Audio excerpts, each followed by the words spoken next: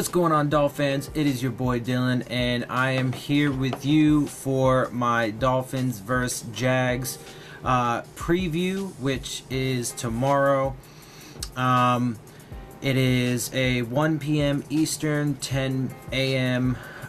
West Coast time game at Hard Rock Stadium, and we play the Jaguars. And so, real quick, obviously, you know, I have the breakdowns and stuff like that for you. I'm going to go ahead and give you the injury report first. Just so that way, obviously, you guys know who's available and so on and so forth, or if anybody's going to be out. So, let's see. For us, it looks like Xavier Howard is going to be starting. It looks like he's going to be back in the lineup, which is really good for us and our defense, obviously. That's pretty big. Let's see. And TJ McDonald is listed as doubtful, as we already kind of expected, with an ankle injury. Who knows? Maybe he will end up playing, maybe he won't. Let's see, who else? We got Kiko Alonso was listed as questionable with a knee hamstring. Defensive tackle Ziggy Hood with a hamstring, and defensive tackle Kendrick Norton with an ankle. All of them. So, Jesus Christ, man, we have such terrible injury luck or whatever this year. We just pick up this Kendrick Norton dude and he's already on the on the injury report. We just can't keep anybody off it this year, it seems. Anyway, so for the Jags, let's see. The Jags had 4 players ruled out, including rookie second-round pick DJ Chark, wide receiver with a quad. Also ruled out was safety Ronnie Harrison, kicker Josh Lambo. Oh, wow, their kicker's out. Interesting. And offensive lineman Jeremy Parnell. So they do actually have some pretty big injuries there. And then running back Leonard Fournette was on the injury report, but he didn't have a game time status designation, so he should be available. So for them, that's about it. But they are apparently missing a few, pretty big dudes. Ronnie Harrison, their safety. Jeremy Parnell, their lineman, their offensive lineman, their kicker. It's crazy. I mean, I'm sure they have somebody, obviously, who's going to, take up kicking duties. Can't go into a game without a kicker.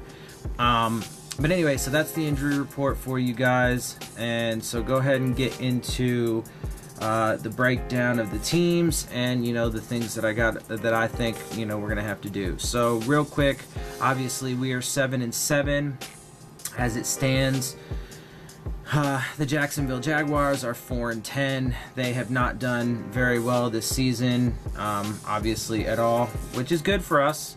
They do have a really good defense, but there's going to be opportunities, and it is a home game for us, and we definitely play much better at home than away. So I think we're going to win this game for sure.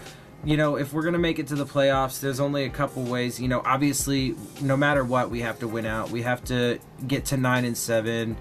There are, as I mentioned, in one of my previous videos, there is a way we could end up taking the division, but that would require the Patriots to lose their next 2 games, which unfortunately they're both at home, so they're both in Gillette Stadium, and it's against the Bills and then the Jets. So it's kind of unlikely, but there is the possibility. If they manage to drop their last 2 games, and if we manage to win our last 2 games, that would give us the division, point blank, bottom line, period. We would have the same overall record, but we would have a superior divisional record than them, as well as I believe we would have a superior conference record.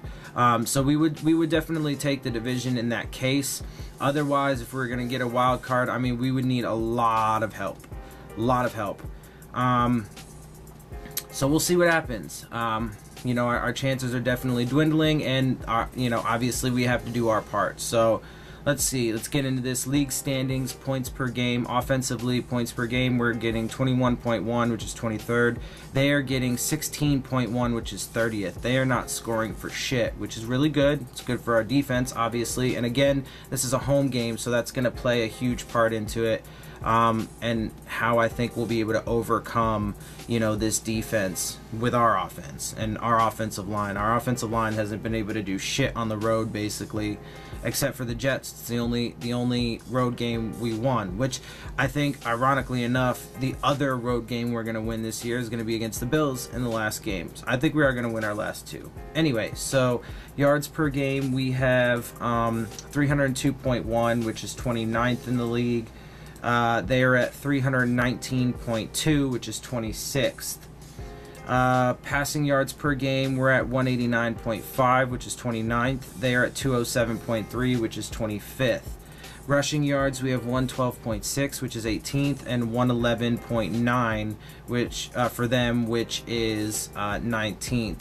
So as you can see, offensively, we're both points per game. They're a bit worse than us, which is good news. Yards per game, pass yards per game, we're basically the same, and same for rushing yards per game. So offensively, overall, we're pretty similar. Defensively, they definitely have much better defensive statistics, but I think, like I said, since it's a home game or whatever, I think that'll help play to our advantage.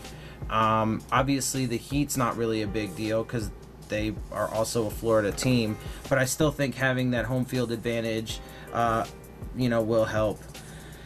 Defensive statistics, we are letting up 26.7 points per game, which is 27th. They're letting up 20.6, which is 6th.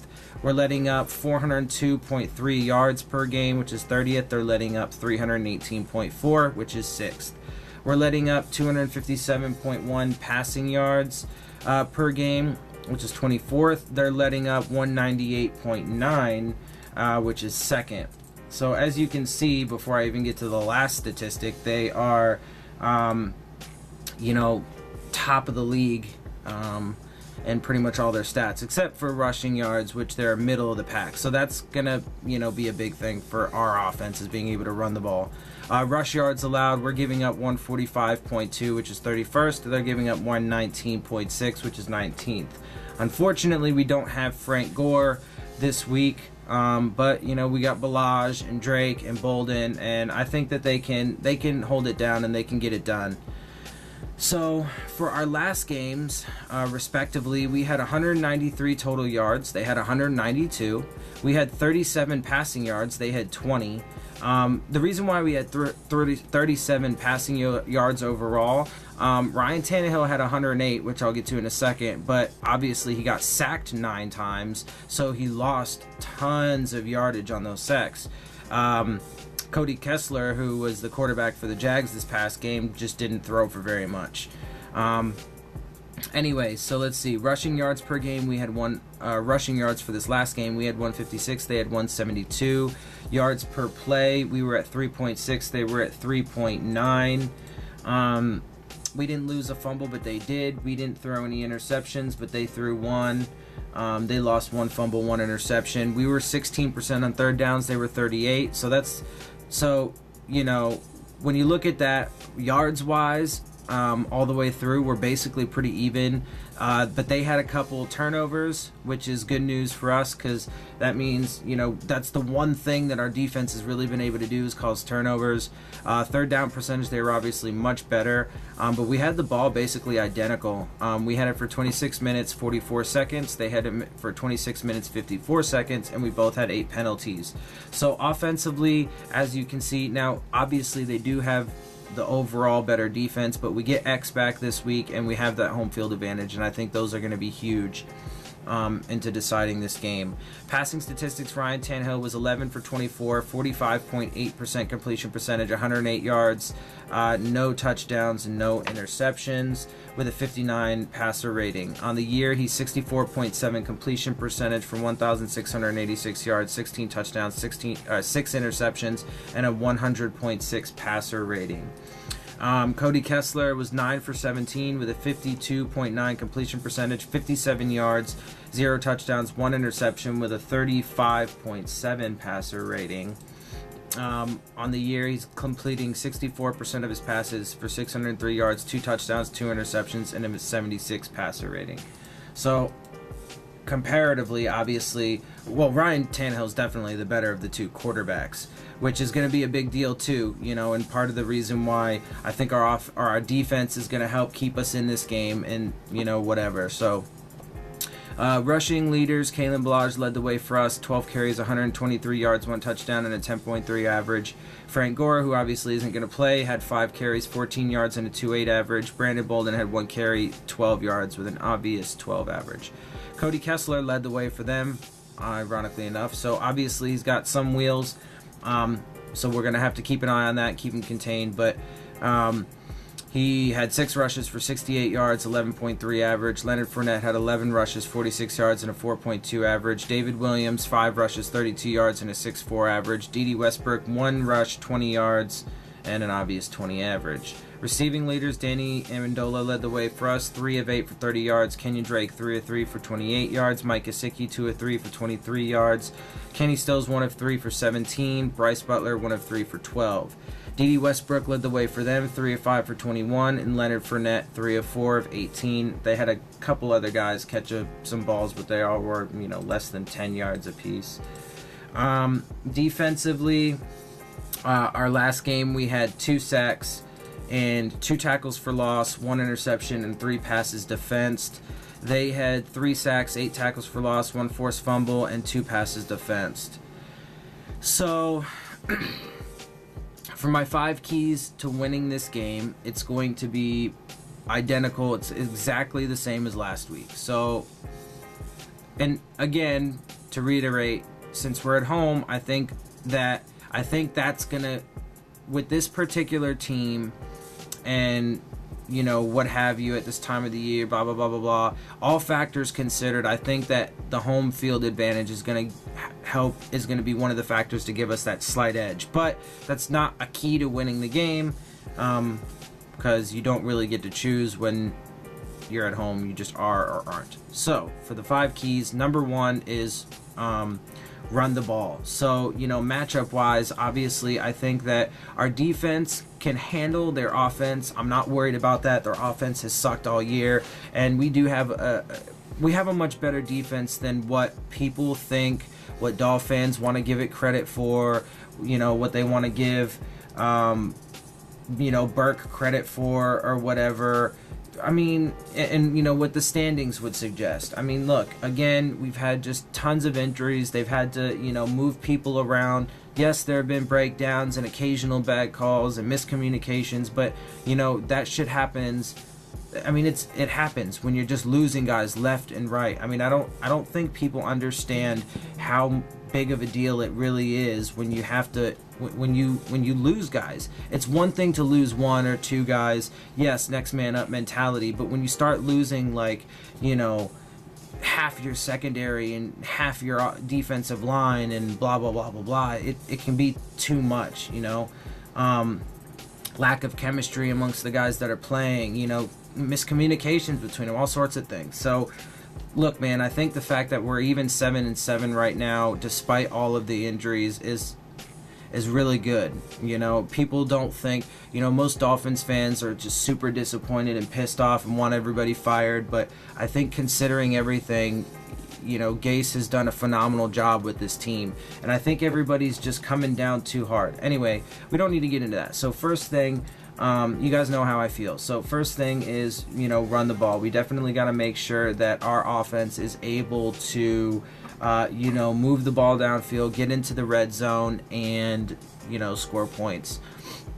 We're going to have to, that's going to be another one of the key things, is because I think that overall it'll probably be a defensive game. So one of the keys overall for either team is which offense is going to be able to do better. Now, our offense statistically is better than theirs. So that also, like I said, that with the home field advantage could give us the edge. Number 2 is protect Tannehill, get some play action. It's like I said, it's exactly like it was last week. The third one, you know, because I mean, Jesus Christ, we can't have, you know, 9 sacks. You know, he got beat up last week. The offensive line played terrible. We ran a ton. You know, we got a good amount of rushing yards and so on and so forth. But, you know, we weren't able to do shit in the passing game. And that's why Ryan Tannehill threw for 108 yards, but we had like 37 passing yards total because he was just losing so many yards on all of those sacks. It was ridiculous. So, number 3, score points and limit points. You know, so points obviously are going to be a big deal. I think it'll probably be pretty low scoring overall. Number 4, stop the run and get pressure. I think that'll be not. I don't think we'll have too hard of a problem with that, honestly, against this offense. And then obviously limit the mistakes where possible, where we are capable of controlling them. And look, I mean, again, a big part of it is injuries. You know, but we obviously we're a completely different team at home. So, you know, I feel better about the offensive line this week since we are at home. You know, we'll see. I mean, so, you know, those are the 5 things. I think as far as the score goes,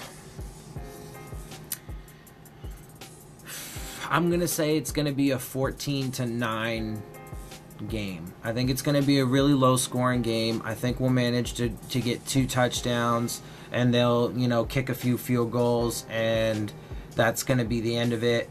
And we'll come away 8-7, you know, and if we can get some help, either from the Patriots losing or from, you know, other teams losing that are vying for that, you know, last wild card spot, then, you know, we'll see what happens. So, but we'll get there when we get there. Obviously, our chances are pretty small, so we have to take care of business for sure and then hope for a little bit of good luck. But anyway, guys, with that, I'm going to go ahead and sign off. I hope you guys enjoy my videos. If you do, make sure you hit the subscribe button. Make sure you hit the like button.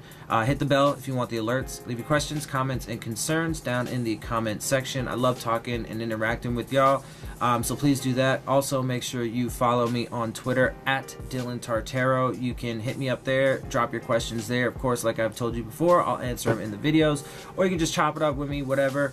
You know, I retweet things out quite often, and, you know, I also post my videos there, or when, you know, I upload them, so you'll be able to know when I post my videos if you follow me there. So, with that, guys, I'm gonna go ahead and get out of here. I'll see y'all soon. Let's go get this W tomorrow, and fins up.